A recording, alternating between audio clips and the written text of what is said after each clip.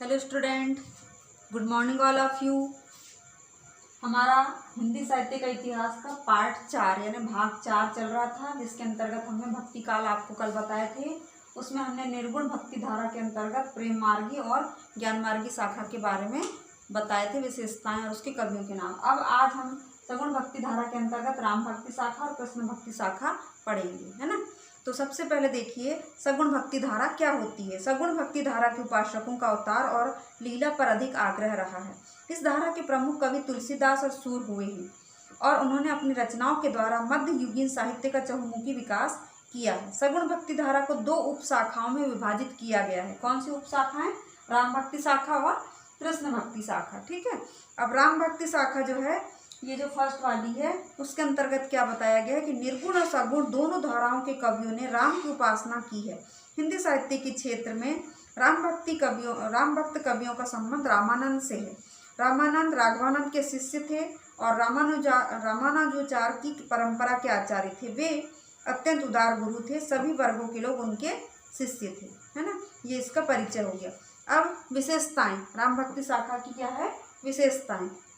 विशेषताएं में सबसे पहला है लोक मंगल और सामाजिक मर्यादा का काव्य है ना। इसके अंतर्गत पहला विशेषताएं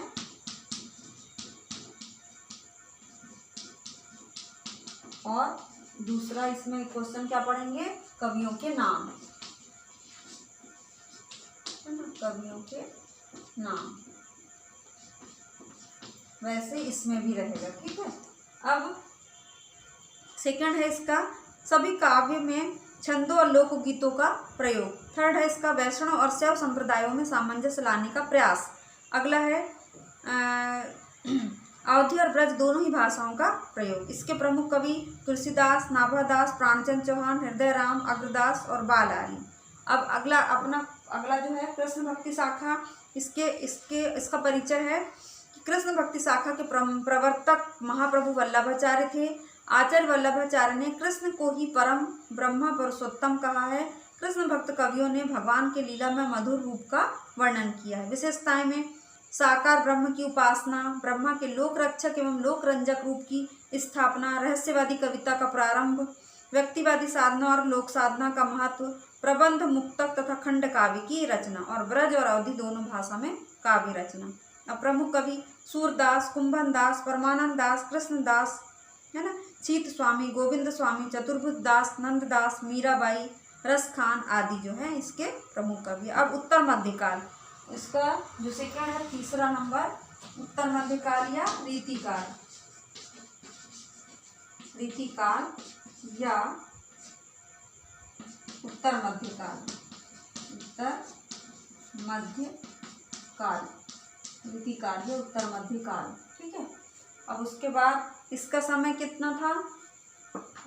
1300 से 1375 से 1700 और इसका 1700 से 1900। ठीक है। तो रीतिकाल पढ़ लेते हैं अपन थोड़ा सा। उत्तर मध्यकाल या रीतिकाल। रीतिकाल का युग सामंतों राजाओं का युग था। इस काल के अधिकांश कवि राजाश्रित थे। उनकी रचनाओं की प्रमुख प्रवृत्तियां नीति निरूपण और श्रृंगार थी। रीतिकाल के कवियों ने प्रायः काव्यशास्त्र के लक्षणों को समझाने के लिए काव्य रचना की। उन्होंने रस, छंद, अलंकार आदि का विवेचन करने वाले जो ग्रंथ लिखे उन्हें रीति ग्रंथ कहा जाता है। ऐसे रीति ग्रंथों की अधिकता के कारण ही इस युग को रीतिकाल कहा गया। आचार्य रामचंद्र शुक्ल ने अपने इतिहास ग्रंथ में इस काल को उत्तर मध्यकाल अथवा रीतिकाल नाम दिया है। उनके इस नामकरण के विकल्प में विद्वानों ने श्रृंगार काल, अलंकृत काल, काव्य काल, रीति श्रृंगार काल जैसे नाम भी इसको दिए गए हैं, है ना। ऐसे क्वेश्चन आ जाते हैं कि रीतिकाल का अन्य नाम, अलंकृत काल, काव्य काल, श्रृंगार काल, है ना, जैसे नाम प्रस्तावित। किंतु इनमें से कोई भी नाम शुक्ल जी के रीतिकाल नाम के समान अपनी सार्थकता सिद्ध न कर सकने के कारण विद्वानों में स्वीकार नहीं हो पाया है। यानी सबसे ज्यादा प्रमुखता रीतिकाल को ही दी गई।